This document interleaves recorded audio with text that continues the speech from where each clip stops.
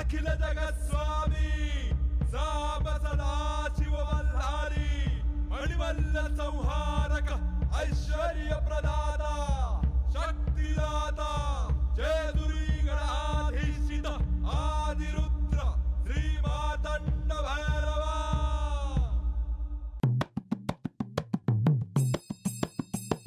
जय देव जय देव जय देव जय देव जय देव जय शिव मातंडा।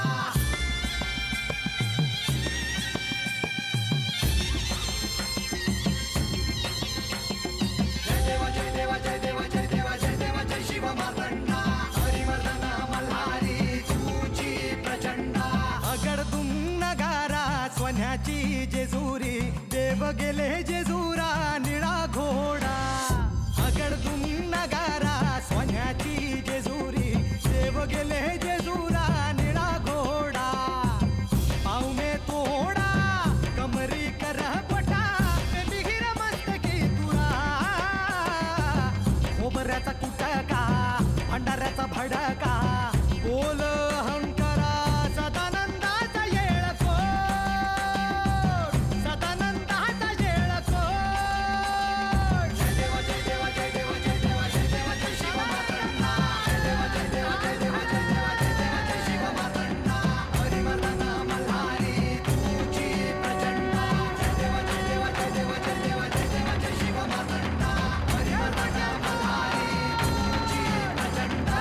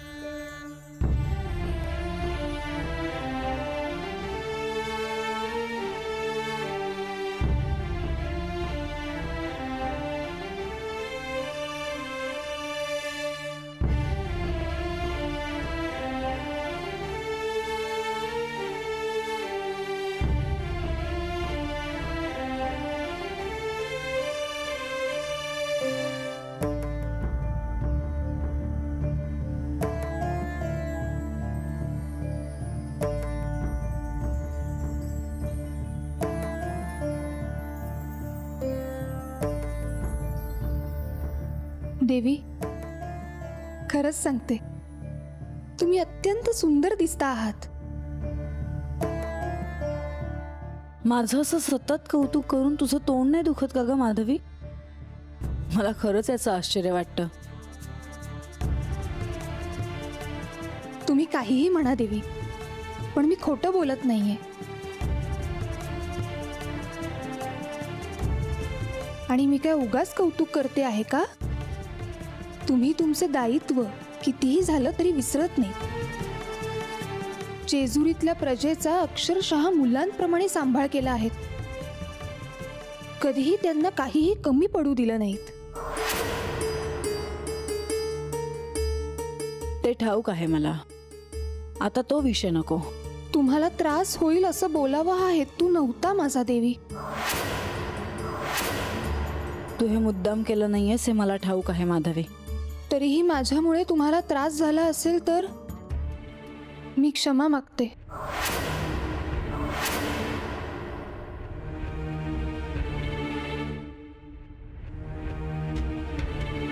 माधवी, बोला देवी। माझं एक काम आहे। तुम्ही सांगता क्षणी ते पूर्ण होईल। सेवकांकरवी चौडप्पांना निरोप पाठव की मी त्यांना बोलवलं आहे। हो देवी, पण कशासाठी बोलवलंय म्हणून सांगू?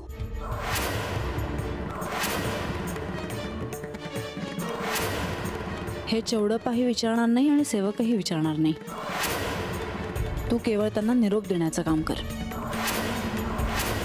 हो देवी।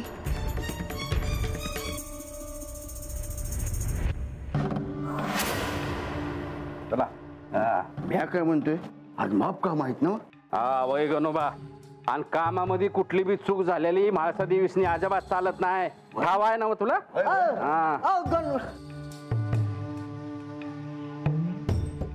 अरे राघोबा, अरे पार दम लागलाय की तुला? वय की, पण मी असं विचारतोय की एवढं दमायचं कारणच काय? सांगतो की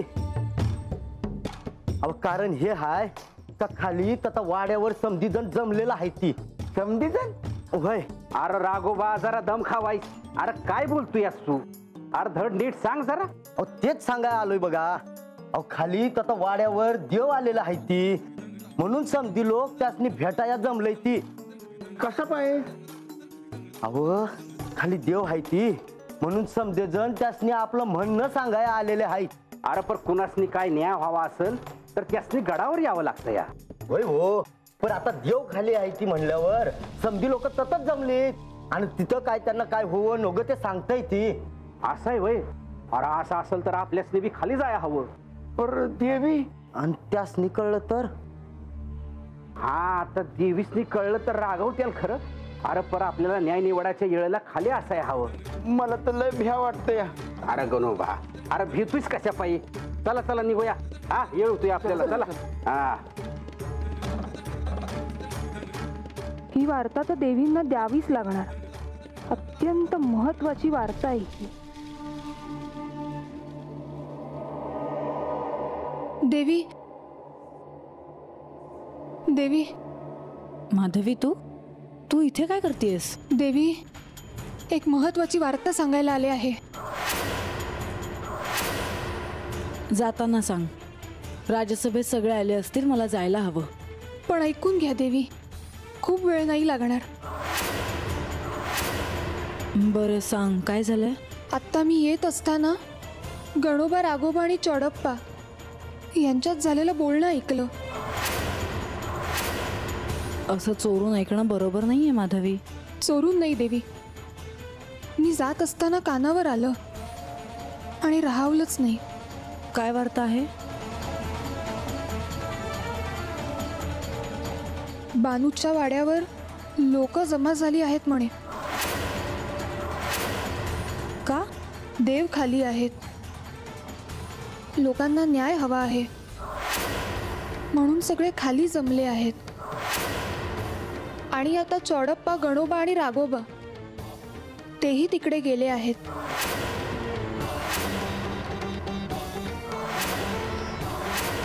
आजपर्यंत गडावर राज्यसभेत न्यायदान झाले आहे आणि आज पहिल्यांदाच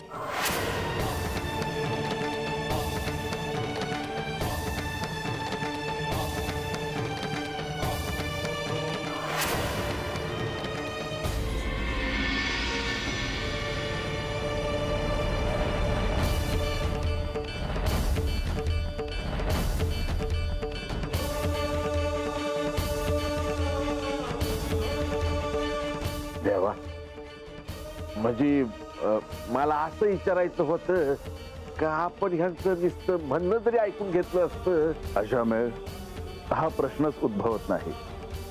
कारण जे काही महत्वाचे निर्णय घेतले जातात ते प्रजेच्या कल्याणासाठीच घेतले जातात. ह्यात शंका घेण्याचे काहीच कारण नाही.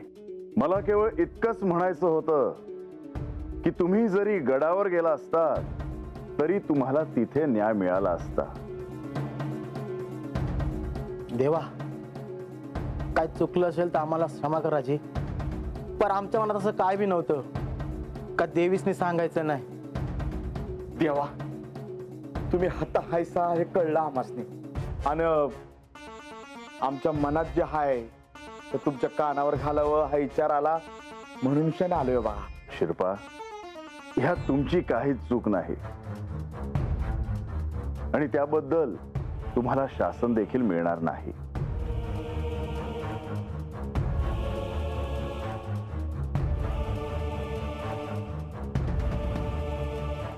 देवा गडावर कळालं की हात समधीजण जमले आहेत ती दात मागाया म्हणून लगुलग आलो बघा. वैजी गडावर असलो की काय होतं ते ठावं असतं आणि हात देव निर्णय देणार म्हणल्यावर आपल्याला ठावं असायला हवं म्हणूनच आलोय बघा. चोडप्पा तुम्ही आलात हे उत्तम झालं. आता या इथे जे निर्णय घेतले जातील ते तुम्ही मंत्रिमंडळामध्ये सांगा. वैजी आता मला माझ्या प्रजेला विचारायचे आहे की त्यांच्या मनात काय आहे.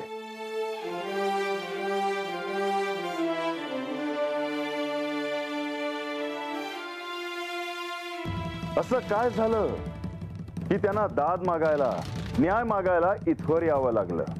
म्हाळसा ताईसनी हे आवडणार नाही हे ठावं आहे मला.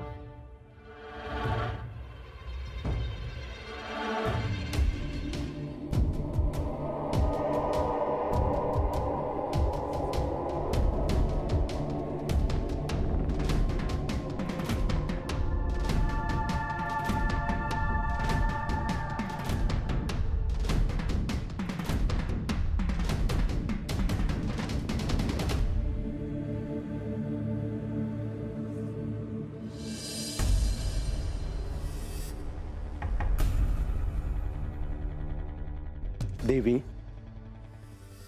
आपण क्रोधात दिसता आहात. हे श्री विष्णू, काय घडतं आहे हे तुम्हाला ठाऊक आहेच. आणि असं असताना मी केवळ शांत बसू शकत नाही. मला वाटलं तुम्ही देखील गेला असाल. नाही देवी, मी गेलो नाही. खाली वाड्यावर लोक अशा पद्धतीने जातील असं मला वाटलं नव्हतं. इथे गडावर राजसभेच्या कामकाजासाठी प्रत्यक्ष तुम्ही असताना लोकांनी असं खाली जाणं मला पटलेलं नाही. आता तरी तुम्हाला पटलं असेल ना की हे माझ्या विरुद्ध कारस्थान आहे म्हणून. देवी, परंतु श्री खंडेराय असं कधीच करणार नाहीत. हो, पण त्यांना हे सारं मान्य असणार. आणि यामागे कोण आहे हे मी तुम्हाला वेगळं सांगण्याची आवश्यकता नाही. तिने त्यांना फसवून त्यांच्याकडून वचन मागितले, त्यांना तिथे राहण्यासाठी भाग पाडले, षडयंत्र रचले आहे तिने. यानंतर तिचा डोळा सिंहासनावर असणार हे मला ठाऊक होतं प्रधानजी. तिला गडावर येऊन सिंहासन प्राप्त करता येणार नाही म्हणून वाड्यावर सगळ्या लोकांना बोलवायचं आणि समांतर सत्ता स्थापन करायची, हे तिचं कारस्थान आहे. देवी, आपण असा निर्णय लगेच घेऊ नये असं मला वाटतं. म्हणजे मी जे म्हणते आहे त्याला तुम्ही सहमत नाही आहात प्रधानजी. देवी, लोक गडाखाली न्यायदानासाठी का जात आहेत हे जाणून घेणं महत्वाचं आहे. श्री खंडेराय तिथे आहेत म्हणून लोक तिथे गेले असणार. त्यांचं श्री खंडेरायांशी वेगळं नातं आहे. ते त्यांच्यात राहतात, मिळून मिसळून वागतात, ते त्यांचेच होऊन राहतात. लोकांचं त्यांच्याबरोबर प्रेमाचं नातं आहे देवी. म्हणजे मी इतके वर्ष राज्यकारभार केला तो व्यर्थ आहे असं मला म्हणायचं नव्हतं देवी. तुम्ही देखील त्यांच्यावर प्रेम केलं आहे. अत्यंत समर्थपणे तुम्ही राज्यकारभार सांभाळला आहे. परंतु श्री खंडेरायांचं त्यांच्याबरोबर असलेलं नातं निराळं आहे. पण एक मुद्दा मात्र राहतोच. त्यांनी राज्यसभा सोडून न्यायदान करायला नको होते. तो माझ्या सवतीचा वाडा आहे. लोक त्याचा चुकीचा अर्थ काढतील. देवी, आजची ही घटना सोडल्यास यानंतर श्री खंडेराय असं काही होऊ देतील असं मला वाटत नाही. मला नाही तसं वाटत. येते मी.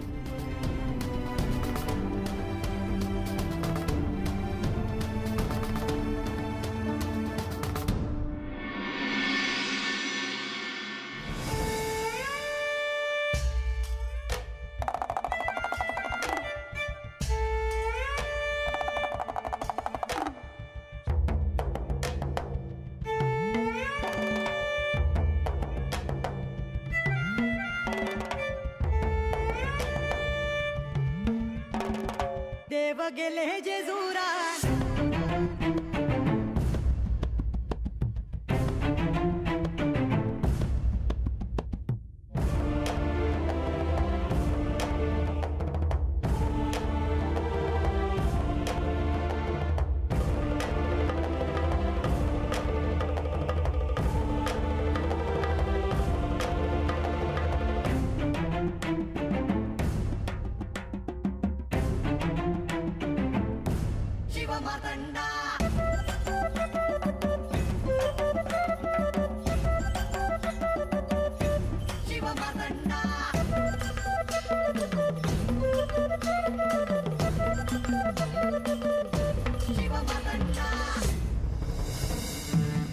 मी आता माझ्या ह्या प्रजेचे म्हणणे ऐकून घेतले आहे. चोडप्पा, तुम्ही देखील त्याची नोंद करून घेतली आहे. तेव्हा आता गडावर गेल्यावर ते मंत्रिमंडळात तुम्ही सांगा. आणि त्यानुसार प्रजेच्या कल्याणासाठी पाण्याचे नियोजन करा. त्यासाठी त्यांना त्याचे महत्त्व पटवून सांगा. शेतीसाठी ज्या योजना आहेत त्यांच्यावर भर द्या. वय देवा. माझ्या प्रजेला कोणत्याही समस्यांना सामोरे जावे लागू नये यासाठी आपण प्रयत्न करणे अनिवार्य आहे. इथे जे काही निर्णय घेतले गेले आहेत त्याची अंमलबजावणी करावी. वय. सदानंदाचा येकोट येकोट येकोट येकोट येकोट येकोट येकोट येकोट येकोट येकोट.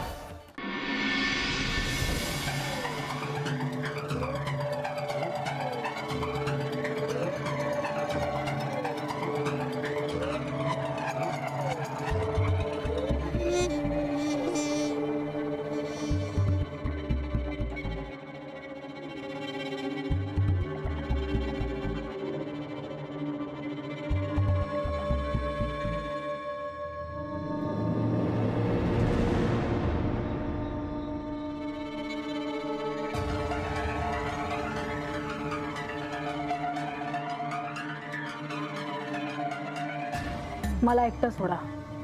तुम्ही सगळे जाऊ शकता.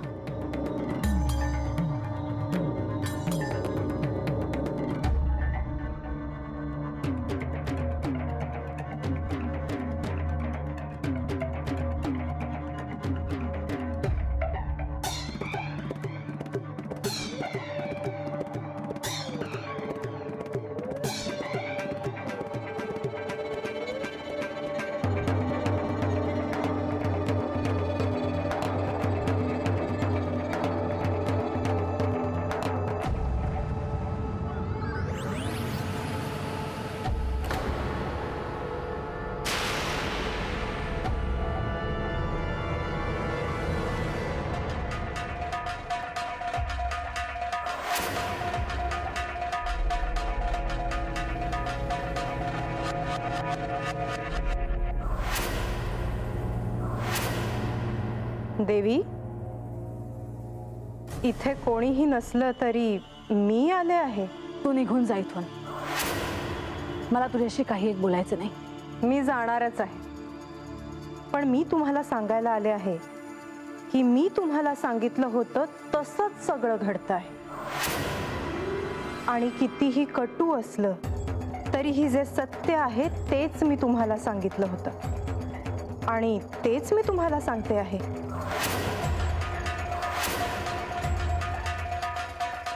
उगाच खोटी आशा कशाला ठेवायची ना. आता अजून काय सांगायला आली आहेस तू? आता अजून काय अशुभ घडायचं शिल्लक आहे? अहो, असं काय करता आहात? ही तर सुरुवात आहे. आता सगळे तुम्हाला सोडून बानूकडे गेले आहेत, अगदी न्यायदानासाठी सुद्धा.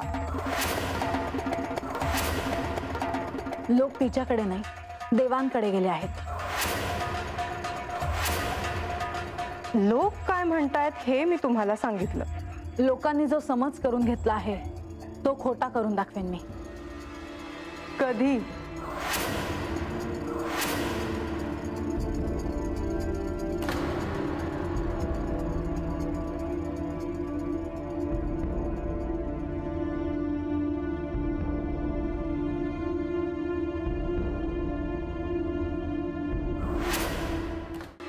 तू जर माझ्या दुःखाची थट्टा करशील तर या गडावरच काय, माझ्या राज्यातही मी तुला येऊ देणार नाही. देवी, शांत व्हा तुम्ही.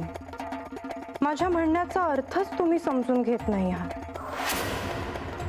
पण मी तुम्हाला पूर्व सूचना द्यायला आले आहे. माझ्या दृष्टीला जे दिसतं आहे त्याविषयी तू मला अजून वेगळं काय सांगणार आहेस? मी तुम्हाला जे सांगेन त्याचा विचारही करू शकणार नाही तुम्ही. एक ध्यानात ठेव, मी देवांना गडावर घेऊन येईन आणि ही काळ्या दगडावरची रेघ आहे. पण बानूच्या वाड्यात अशाच राजसभा घडल्या तर तुमच्या या सिंहासनाला काय अर्थ उरणार आहे? अलक्ष्मी, अलक्ष्मी, अलक्ष्मी. मला ठाऊक आहे की मी हे सांगितलेलं तुम्हाला आवडत नाही, पण आता घडण्यासाठी असं काय उरलंय? आता लोक त्या बानूच्या वाड्यावर जायला लागले आहेत. आता राज्यकारभार देखील तिथूनच चालणार. मी असं होऊ देणार नाही. त्यांनी मला वचन दिलं आहे की सिंहासनाचे अधिकार माझ्याकडे आहेत, त्याच्यामध्ये कोणीही येणार नाही. अगदी योग्य आहे, पण बानूच्या वाड्यावर एक प्रतिसिंहासन तयार झालं आहे. आणि सिंहासन म्हणजे शेवटी काय असतं? सत्ता, अधिकार. आणि तो तुमच्या हातून जातो आहे देवी. ते इतकं सोपं नाही. काय करणार आहात तुम्ही? माझ्या अधिकारांमध्ये हस्तक्षेप करणं हा अपराध ठरेल. आणि बानूने जर ते थांबवलं नाही तर मला तिला शासन करावं लागेल. आणि तेव्हा मी माझा अधिकार आणि माझी सत्ता दाखवून देईन. अगदी योग्य बोलता आहात तुम्ही, परंतु आता तुमच्या समोर हे महत्वाचं आहे, ते श्री खंडेरायांना महायज्ञासाठी परत आणणं. तू पाहशीलच मी काय करते ते.